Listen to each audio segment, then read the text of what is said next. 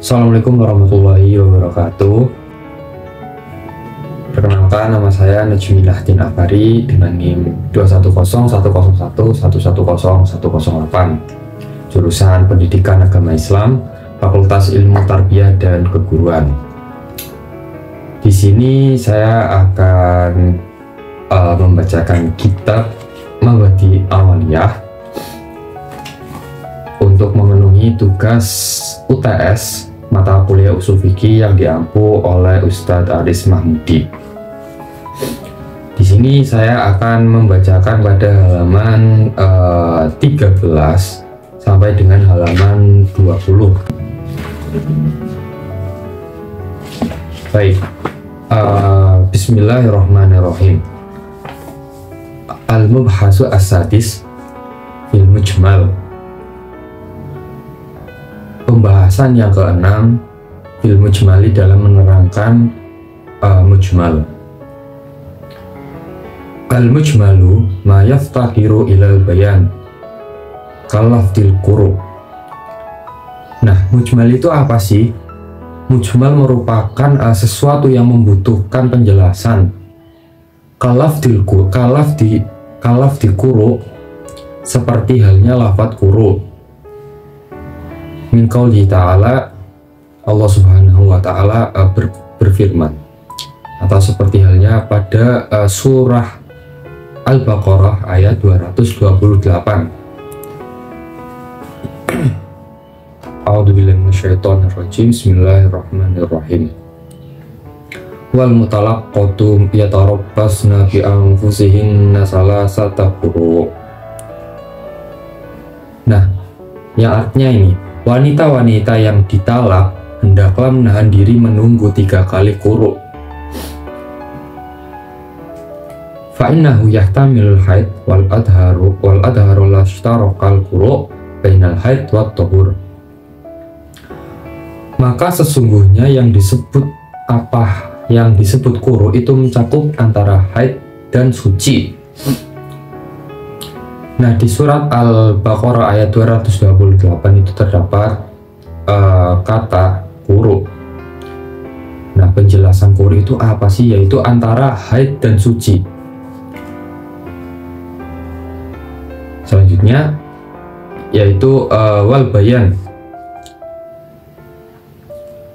ikhraja syai'an min khizil iskal ilal khizil tajli wa anwa.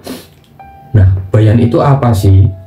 Bayan itu ialah mengeluarkan sesuatu dari perkara yang sulit dipahami ke perkara yang lebih jelas. Adapun bayan itu terbagi menjadi 4 ya. Yang pertama, al-awwal, bayan bil qauli ka qauli ta'ala fi shaumil tamattu. Di sini pada surat Al-Baqarah ayat 196 yang berbunyi, Fasiyamu salasati ayyamin fil haji wa sab'atin idza raja'tum tilka asyaratun kamilah. Artinya, maka wajib berpuasa 3 hari dalam masa haji dan 7 hari lagi apabila kamu telah pulang kembali. Itulah 10 hari yang sempurna. Nah, pengertian ataupun bayan itu kan terbagi menjadi 4. Yang pertama, pengertian bayan yang pertama yaitu bayan dengan ucapan seperti pada masalah puasa untuk orang yang berhaji tamattu yang tertera pada surat Al-Baqarah ayat 197 yang tadi dibacakan ini. Jadi puasa 3 hari dalam masa haji dan 7 hari lagi apabila kamu telah pulang kembali, itulah 10 hari yang sempurna. Selanjutnya yaitu pengertian bayan yang kedua, atau bayan yang kedua itu bayan bil fi'li, bayan fi'li an-nabi sallallahu alaihi wasallam kaifiyati sholat wa ghairuha. Maksudnya apa? Bayan dengan pekerjaan seperti yang dilakukan oleh Nabi Shallallahu Alaihi Wasallam dalam memberikan contoh praktik sholat dan lainnya. Terus yang ketiga, wasalis bayan bil kitab kabayanin muqadiriz zakat wa diyatul aqda fa innahu sallallahu alaihi wasallam bainahuma bi kutubi masyhur. Bayan dengan tulisan seperti penjelasan tentang kadar zakat dan diat anggota tubuh, dan itu telah ditulis oleh Rasulullah Sallallahu Alaihi Wasallam dalam kitab yang masyhur. Nah,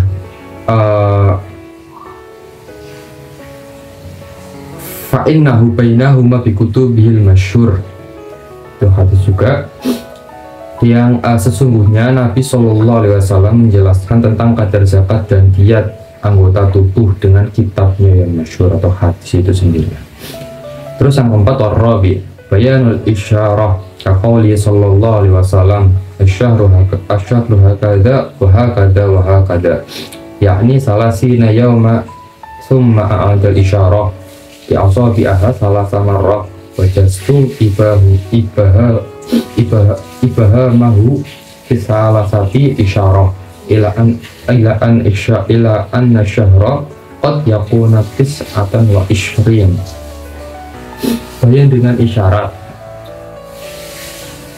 seperti ucapan Rasulullah SAW, asyhadu hakada wa hakada wa hakada, bulan itu segini dan segini, yaitu 30 hari. Kemudian Nabi SAW isyarat dengan jarinya 3 kali dan menahan jempolnya pada isyarat ketiga. Itu berarti terkadang hitungan bulan itu ada yang 29. Selanjutnya yaitu pada al-mubhasu as-sabi, pembahasan yang ketujuh, fil mutlaq wal muqayyad, menerangkan tentang mutlak dan muqayyad. Al-mutlaq, apa itu al-mutlaq? Al-mutlaq madalla ala mahiyya bila qaidin min quyudiha. Mutlak itu apa sih? Mutlak itu mengambil pengertian dari lafaz yang menunjukkan hakikat dan tidak ada yang mengikat atau dalam artian itu bebas. Terus pengertian muqayyad, apa itu muqayyad? Madalla ala mahiyya bi qaidin min quyudiha, yaitu pengertian dari lafaz yang menunjukkan hakikat dengan ada beberapa ikatan yang artian tidak bebas. Wa'lam annal khitab idza warada mutlaqan yabqa ala itlaqiha wa in waradtu muqayyad yabqa ala taqiyadahu wa in warada mutlaqan fi mawdi' wa muqayyad fi mawdi' ukhra yahmilul mutlaq ala muqayyad karraqibatin qayyatan bil imani fi ba'dil mawadi kama fi kafaratin qatlu fi qouli ta'ala. Jadi, dan ketahuilah bahwa sesungguhnya petuah atau pengertian itu jika datang secara mutlak maka akan tetap kemutlakannya pengertian itu ya, dan jika datang secara muqayyad maka akan tetap pula menjadi kemuqayyadannya. Dan apabila datang dengan mutlak pada suatu tempat dan muqayyad di tempat yang lain maka akan menjadi muqayyad, seperti dalam keterangan memerdekakan hamba sahaya perempuan yang muqayyadi dengan mukminah ya.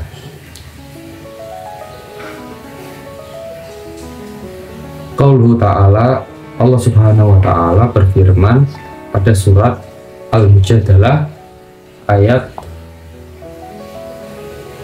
90 pada surat An-Nisa ayat 92. Matahriru raqabatin mu'minah. Artinya maka hendaklah ia memerdekakan seorang hamba sahaya yang beriman. Wa atlaqtu fil ba'di kama fi kafarah kafaratin kama qarid bihar fi qouli ta'ala, dalam Allah SWT pada surat Al-Mujadalah ayat 30, fatahriru raqabatin, maka wajib atasnya memerdekakan seorang budak. Nah, contoh pada surat An-Nisa ayat 92 itu dua contoh lafaz mutlak. Pada terdapat surat Al-Mujadalah ayat 30 tentang kafarah dihar ya. Jadi antara An-Nisa ayat 92 dan Al-Mujadalah ayat 30 itu berbeda. Jika dalam contoh lafaz mutlaq yaitu terdapat surat pada surat Al-Mujadalah ayat 30 tentang kafarat tihar, yang artinya itu fatah yang berbunyi fatah rirokobah, maka wajib atasnya memerdekakan seorang budak, ya budak. Selanjutnya itu al-mubhasu as-samin, pembahasan yang ke-8, fil mantuk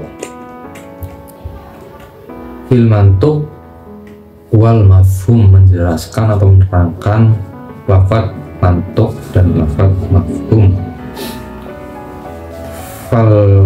Fal mantuk madalla alaihi lafzu fi mahallil nutqi.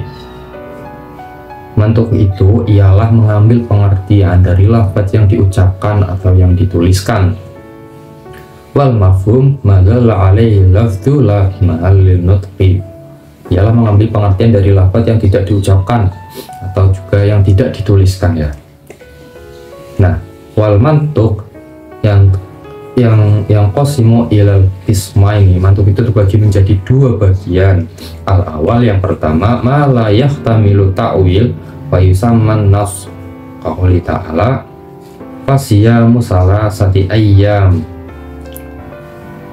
Artinya yang pertama itu yang tidak membutuhkan takwil dan disebut nas, dan hal ini tercantum pada surah Al-Baqarah ayat 197 yang artinya maka wajib berpuasa 3 hari. Wasiyamu salasati ayyam, jadi yang tidak membutuhkan takwil ataupun nas, ya, bahwasanya ini sudah tertulis secara jelas di Al-Quran. Wasani ma yahtamilu ta'wil wa yusamma al-dhahir, yang membutuhkan takwil, penjelasan dan disebut zahir, dan hal ini pada surat Adz-Dzariyat ayat 47 yang berbunyi wassama abanaina bi'aidin wa inna lamusi'un.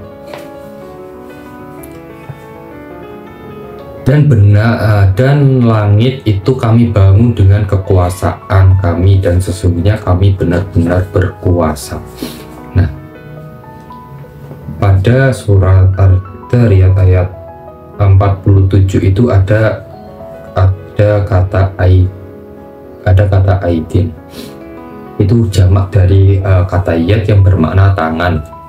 Jadi jadi ya mustahil bagi Allah Subhanahu wa Ta'ala itu mempunyai tangan seperti halnya manusia yang ada wujudnya memiliki tangan atau anggota tubuh yang lainnya, sehingga hal ini ditakwil menjadi makna kekuatan atau kekuasaan. Allah jama yada wa dzaka mahallu fi haqqillahu ta'ala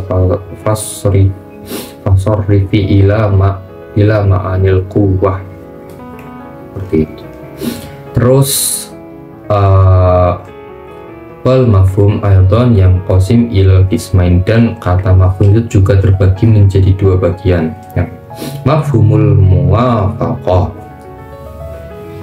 wa huwa makanal maskut anhu mawafiqa lil mantuq bihi kama idarbin al abwabaini al mafhum min qawlihi ta'ala wala taqul lahumma uffi.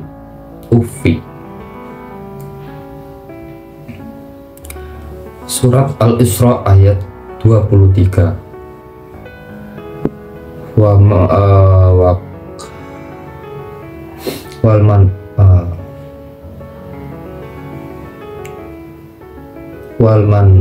ihraqa ma la yatama min qawlihi ta'ala innal ladzina ya'kuluna amwalal yatama dzulman innama ya'kuluna fi butunihim nara. Nah, yang pertama itu mafhum muwafaqah, yaitu pemahaman yang diambil sesuai dengan yang diucapkan atau yang ditulis. Terus juga tadi pada surah, misalnya itu pada surah Al-Isra ayat 23, tentang larangan memukul kedua orang tua yang dapat dipahami dari surat tersebut, yang artinya maka sekali-kali janganlah kamu mengatakan kepada keduanya perkataan dan janganlah kamu membentak mereka, dan ucapkanlah kepada mereka perkataan yang mulia. Dan pada surat An-Nisa ayat dan pada surat ayat 10 itu menjelaskan tentang larangan membakar harta anak yatim yang terdapat harta anak yatim yang membakar. Sesungguhnya orang-orang yang memakan harta anak yatim secara zalim, sebenarnya mereka itu menelan api sepenuh perutnya. Terus selanjutnya itu mafhum mukhalafah, bahwa makanal maskut anhu mukhalifan lil mantuqi ka'adami wujubu zakat ala al-ma'lufah al-mafhum min qawli sallallahu alaihi wasallam fi sa'imatil ghanami zakat, rawahu Syafi'i. Jadi mafhum mukhalafah yaitu pemahaman yang diambil berlawanan dengan apa yang diucapkan atau ditulis. Semisalnya saja tentang tidak wajib zakatnya hewan-hewan yang dipelihara, dan hal ini diambil dari mafhum mukhalafah dari hadis Nabi Shallallahu Alaihi Wasallam. Untuk kambing yang dilepas bebas itu wajib zakat, bisa imatil ghanam zakat, rawahu Syafi'i. Dan tentang tidak bolehnya melakukan ibadah haji selain bulan-bulan yang telah ditentukan, dan hal ini diambil pada mafhum mukhalafah pada surat Al-Baqarah ayat 197 yang berbunyi Al-Hajju Asyhurim Ma'lumah, musim haji adalah beberapa bulan yang dimaklumi. Nah, dan juga tidak boleh berjualan pada hari Jumat sebelum azan Jumat berkumandang, dan hal ini juga dari mafhum mukhalafah pada surat Al-Jumu'ah ayat 9 yang berbunyi Idza nudiya lis-sholati min yaumil jum'ati fas'au ila dzikrillahi wa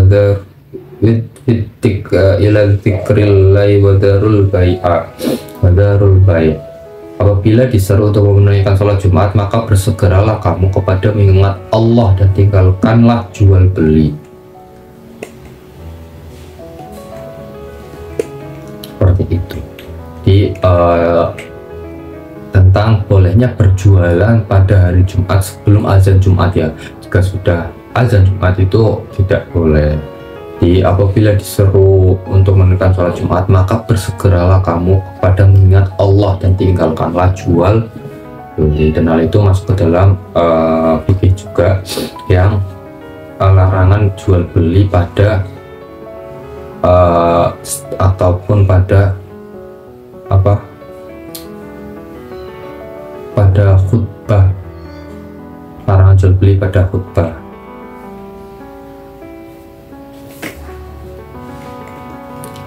Selanjutnya yaitu al-mubhasu atasi, pembahasan yang ke-9 fi fi'ali sahibi sir'ah sallallahu alaihi wasallam, tentang perbuatan sahibi syariah Nabi sallallahu alaihi wasallam. Fi'lan Nabi sallallahu alaihi wasallam la yakhluwa ima ayyakuna ala wajhi al-qaryah wa ta'at aw la yakun, fa in kana ala wajhi al-qaryah wa ta'a fa inna dhalilu ala al-ikhtisasi bihi humila ikhtisas kasiyati fil nikah ala arba' niswah. Qala ta'ala fankihu ma taba lakum minan nisa'i masna wa sulasa wa ruba' nisa. Dan wa an ibnu Umar qala aslama ghailanu wa tahtahu ashrah niswah fil jahiliyah fa aslamna ma'ahu fa amaruhu sallallahu alaihi wasallam ayyahtara minhunna arba', rawahu Ahmad wa Ibnu Majah wa Tirmidzi. Nah, perbuatan Nabi Shallallahu Alaihi Wasallam itu tidak lepas ayapun alaihi wajah. Ada kalanya perbuatan yang dilepas, ada kalanya perbuatan yang mesti diikuti dan ditaati, ada kalanya juga tidak perlu diikuti. Fa'in kana ala wajhil qaryah. Adapun jika yang mesti diikuti dan ditaati, maka apabila terdapat dalil yang menjelaskan tentang kekhususan terhadap Nabi Shallallahu Alaihi Wasallam, itu berarti hanya dikhususkan untuk Rasulullah Shallallahu Alaihi Wasallam dan bukan untuk umatnya. Dan kasiyadati fin nikah ala arba niswah, seperti halnya dalam jumlah istri Rasulullah SAW dari 4 yang termaktub pada surat An-Nisa. Nah, artinya maka kawinilah wanita-wanita lain yang kamu senangi, 2, 3, atau 4. Terus juga pada hadis itu dijelaskan bahwasanya dari Ibnu Umar radhiyallahu anhu, ia berkata ketika Ghailan masuk Islam dan ia mempunyai 10 istri. Ketika jahiliyah semuanya masuk Islam bersamanya, maka Nabi Shallallahu Alaihi Wasallam memerintahkan kepadanya untuk memilih dari mereka 4 orang saja.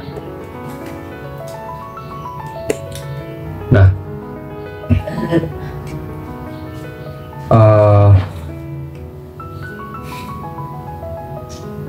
fa'illam yadhullal alal ikhtisasi bihi la yatasassu fal tusyarikuhu fiha ummatuhu. Qala ta'ala laqad kana lakum rasulullahi uswatun hasanah.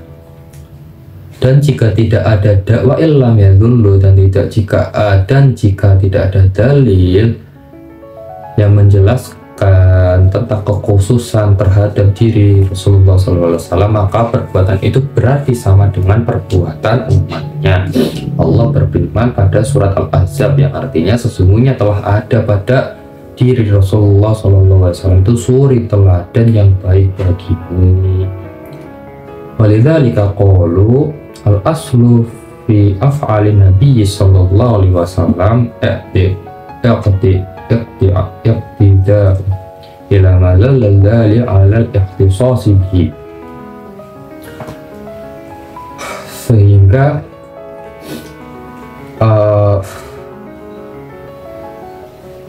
pada hakikatnya itu ulama juga berpendapat bahwasanya asalnya setiap perbuatan Rasulullah SAW itu adalah mesti diikuti ya, kecuali terdapat dalil yang menunjukkan terhadap kekhususan hanya pada diri Nabi Shallallahu Alaihi Wasallam.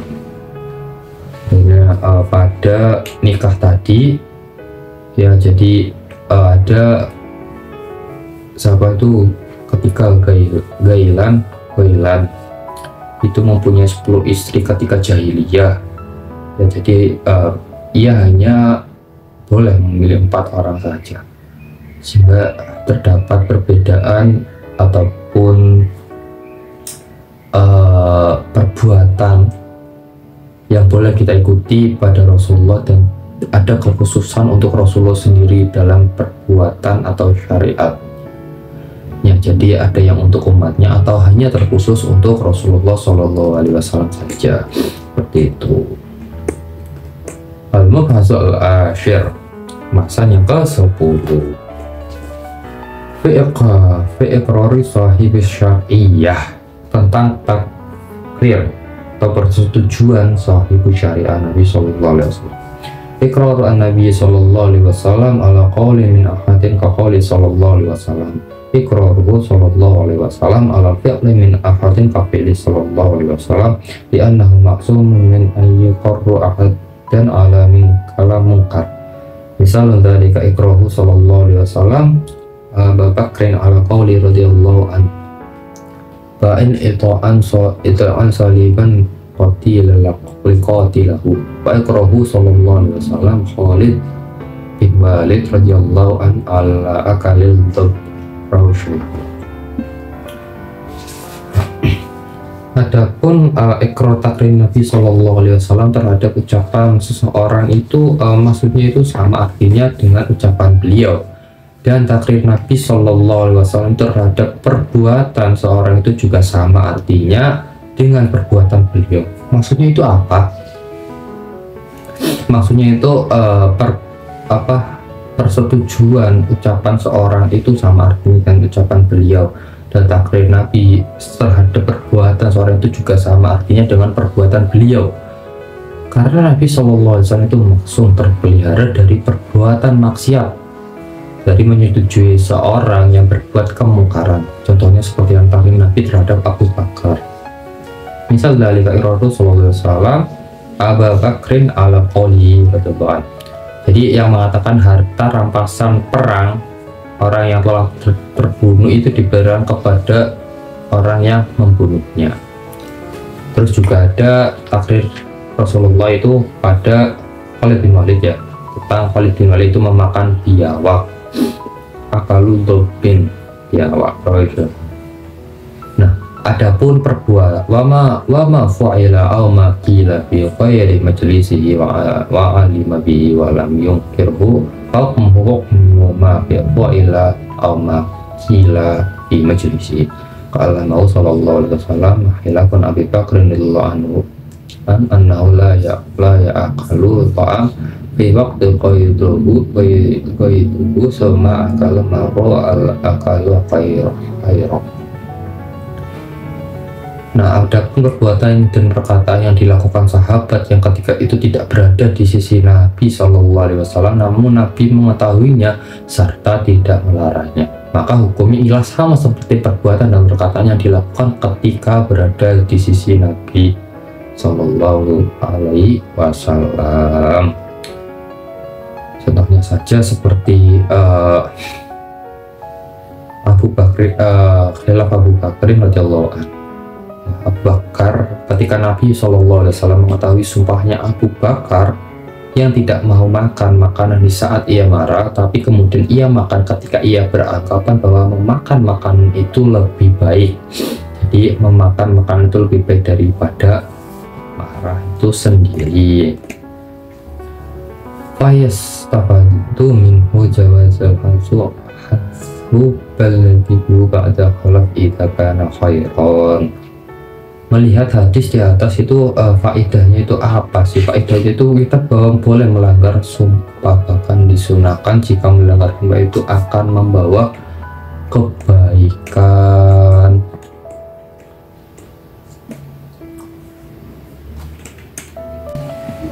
Al-Mubhasu al-Hadis Asyar fil ijma'i, pembahasan yang ke-11. Fil ijma' menerangkan tentang ijma'.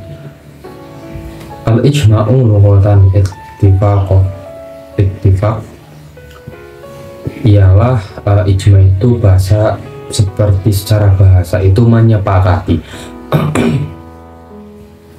Wastilahan ittifaqu ummatin Muhammadin sallallahu alaihi wasallam ba'da wafatihi fi asrin minal a'fari ala amrin minal umur. Menurut terminologi atau secara istilah itu ijma itu ialah kesepakatan para umat Nabi Shallallahu Alaihi Wasallam setelah wafat, ba'da wafati fi asrin minal a'fari, setelah wafat beliau pada suatu masa dalam menentukan suatu masalah minal umuri, perkara atau masalah. Wal ijma'u hujjatun indal jumhur lama akhrajahu at-Tirmidzi an Ibnu Umar an Nabi sallallahu alaihi wasallam annahu qala la tajtami'u ummati ala dhalalatin wa yadullullahi 'alal jamaah. Nah, menurut para jumhur ulama, ijma itu merupakan sesuai dengan hadis Nabi sallallahu alaihi wasallam seperti yang diriwayatkan oleh Imam Tirmidzi, yang artinya dari Ibnu Umar radhiyallahu an, Nabi SAW sesungguhnya beliau berkata, umatku tidak akan berkumpul dalam kesesatan dalalah, dan pertolongan Allah Subhanahu wa taala itu ada pada saat berjamaah atau bersama-sama. Wal ijma'u yasuhu biqaulihim wa yaf'aluhum wa yasuhu aidan biqauli ba'da wa yaf'alu ba'da wa in tashara dalikal qawlu al-fi'li wa saqutun bil baqiyan alaihi wa yusamma dalika bil ijma'i suquti. Ijma yang dianggap sah secara hukum dengan ucapan dan perbuatan para ulama, bahkan walaupun hanya dilakukan oleh sebagian para ulama dan juga atas persetujuan diamnya para ulama yang masih ada, ijma yang demikian disebut dengan ijma sukuti.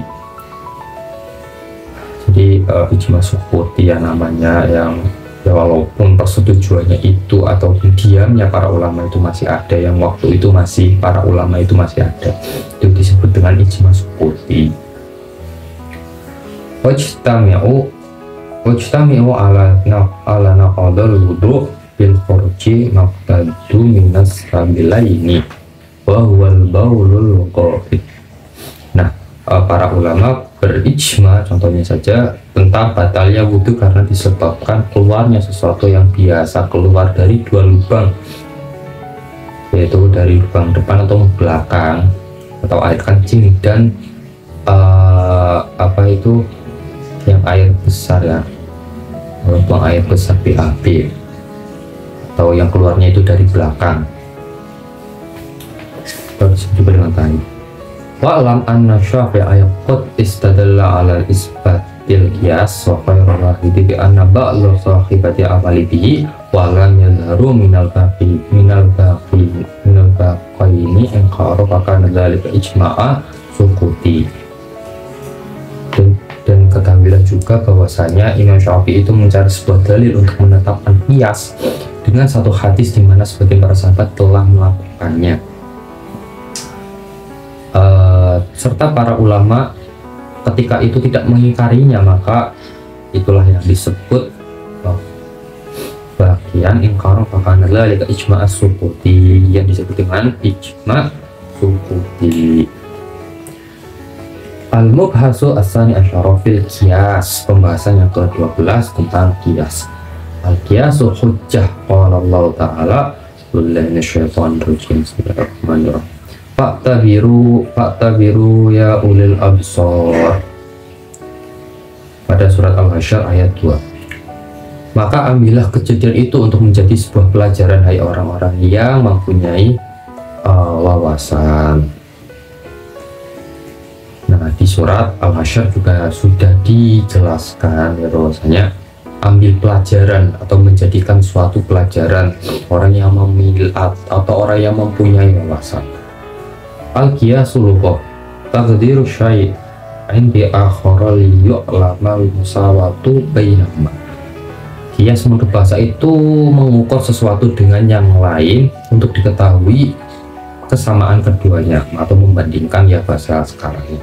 Pastilahan secara istilah raddul far'i ila asli bi illatin tajma'uhuma fil hukmi kaqiyasil ruzzi 'alal burri fir riba bi jami'it ta'am.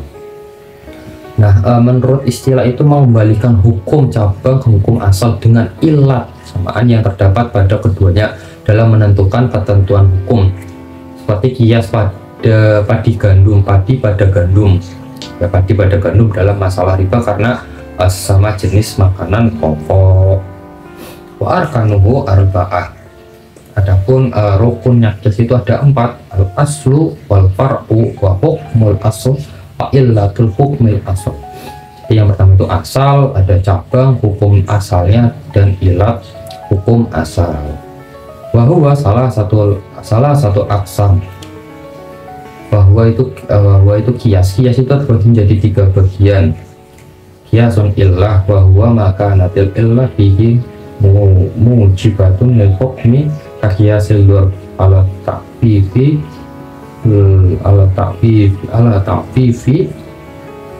luwati nafil fakhrini bil bi'ilatil idam.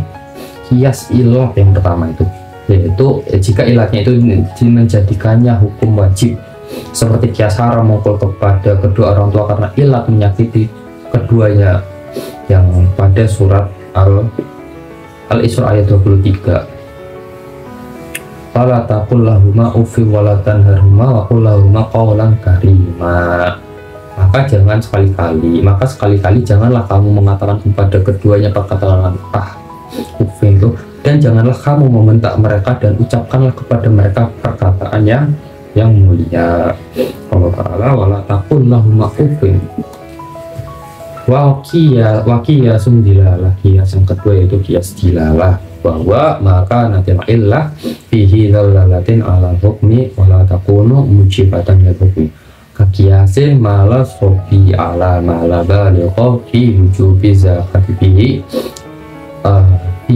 bijami'i anahu mala tamma, yaitu jika ilatnya itu menjadikannya dalil suatu hukum, ya, dalil suatu hukum, terus namun tidak menjadikannya hukum wajib, ya, namun tidak menjadikannya hukum wajib.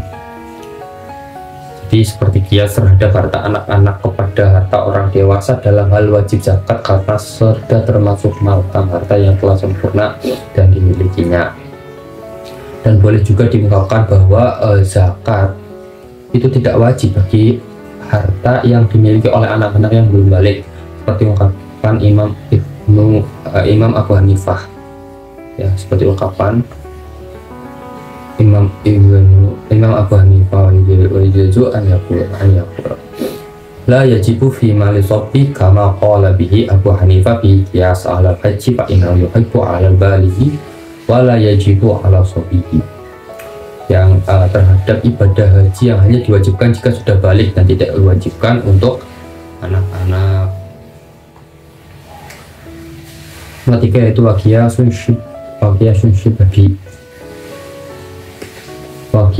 syibahi. Jadi wahwal ilhaqul al-farhi al-muraddadi bainal aslaini bi aksarihima syibhan kama fil adl idza aslafa fa innahu muraddu fil domani bainal insana haram min annahu adamiyi fayajibu ala min atlafihi khas wa bainal bahimati min annahu annahu ma la fayajibu alaihi kimtahu wa huwal ilmani aksaru syibha minal khari yadlilu annahu yaba'a wa yurisu wa yuqafu wa yadmanu wa ajza'ahu bima naqussu min qimati.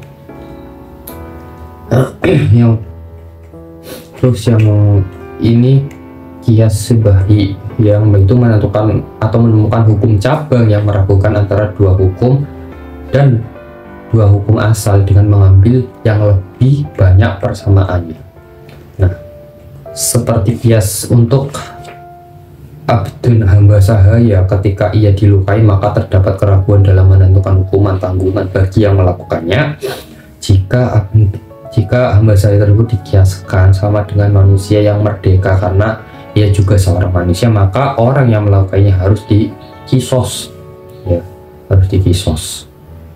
Tapi jika ia dikiaskan dengan hewan karena ia adalah milik seorang, maka wajib bagi yang melukainya untuk membayar sesuai harga hamba sahaya tersebut.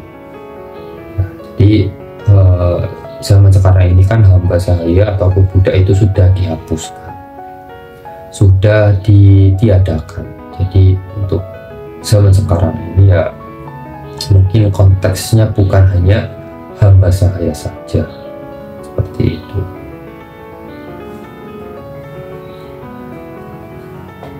Dan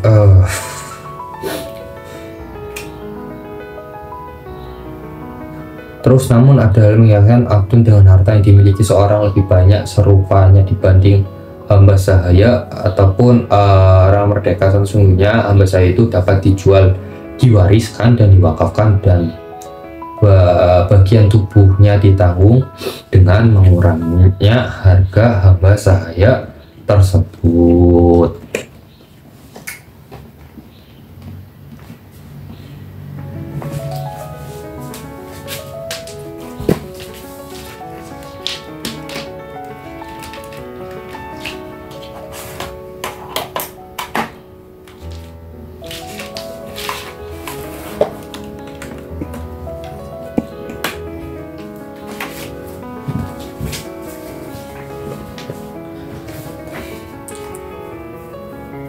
Al-mubhasu asal asyara fil ijtihad wal ittiba wa taqlid.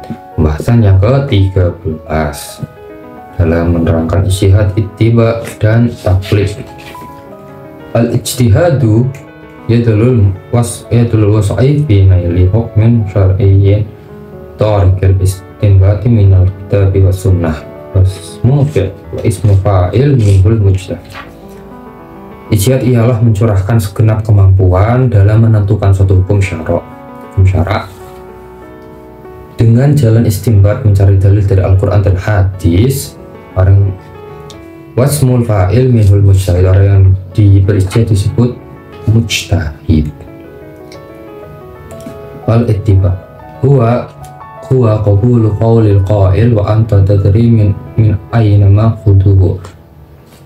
Terus yang kedua yaitu ittiba. Ittiba itu apa? Ittiba itu menerima pendapat orang yang berpendapat dan mengetahui dari mana pendapat itu diambil.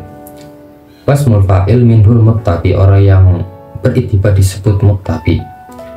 Wa taqlid qabulu qawli qa'il wa anta la tadri minhu aina ma'khud. Taklid ialah menerima pendapat orang yang berpendapat tetapi tidak mengetahui dari mana pendapat itu diambil. Wasmul fa'il minhul muqallid, orang yang bertaklid disebut muqallid. Jadi ada 3 pengertian di atas, yaitu ijtihad, ittiba, dan taklid.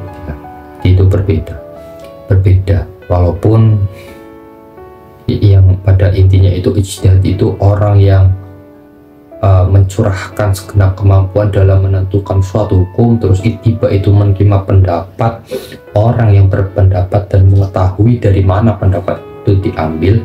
Dan taklid orang yang mengikuti dan tidak tahu pendapat itu diambil dari mana, caranya, dan bagaimanapun juga.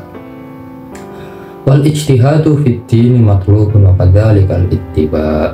Berijtihad dan serta berittiba dalam persoalan agama sangat dianjurkan, diharuskan ataupun diharuskannya. Tetapi taklid dalam persoalan agama amatlah tercela. Qala ta'ala, bismillahirrahmanirrahim, walladzina jahadu fina lanahdiyannahum subulana. Dan orang-orang yang berijtihad untuk mencari keridhaan kami, benar-benar akan kami tunjukkan kepada mereka jalan-jalan kami. Ada surat Al-Ankabut ayat 69. Wa qala Nabi sallallahu alaihi wasallam, idajtahadal hakim fahakama fa asaba lahu ajrani wa idza hakama fa akhta'a lahu ajrun wahid. Apabila berijtihad seorang hakim dalam menentukan hukum kemudian ijtihad itu benar, maka ia mendapat 2 pahala, dan apabila keputusan hukum itu salah, maka ia hanya mendapatkan pahala 1. Qala ta'ala, ittabi'u ma unzila ilaikum min rabbikum, surat Al-A'raf ayat 3. Ikutilah apa yang diturunkan kepadamu dari Tuhanmu. Qala ta'ala, wa idza qila lahum ta'alu ila ma anzalallahu wa ila rasuli qalu hasbuna ma wajadna alaihi aba'ana awalau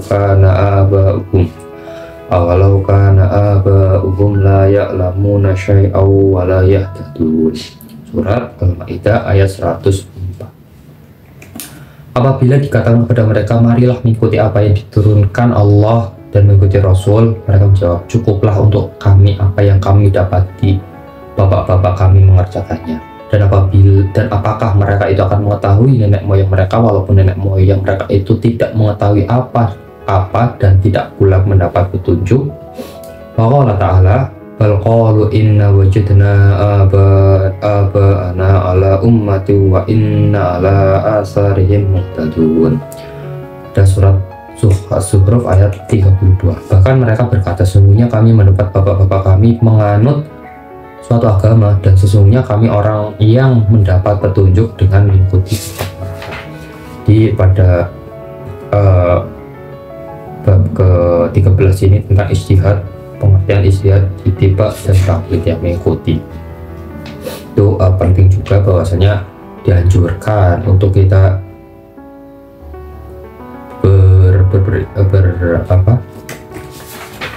berijtihad serta beriktibar. Kedua hal tersebut itu sangat dianjurkan. Namun kita perlu juga mengetahui ilmu-ilmu apa saja yang menjadi bekal kita di masa depannya. Itu juga harus ada bekalnya tersendiri. Jangan langsung terjun dan tidak mengetahui sesuatu pun, dan itu akan menjadi sebuah ngaco nanti.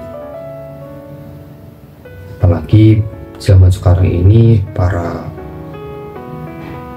umat muslim itu rata-rata taklid ya, mengikuti pendapat imam-imam, karena kan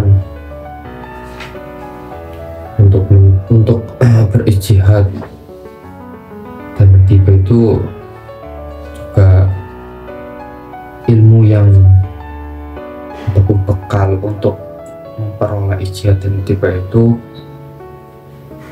tidaklah mudah seperti itu. Sallallahu alaihi wasallam. Alhamdulillahirabbil alamin.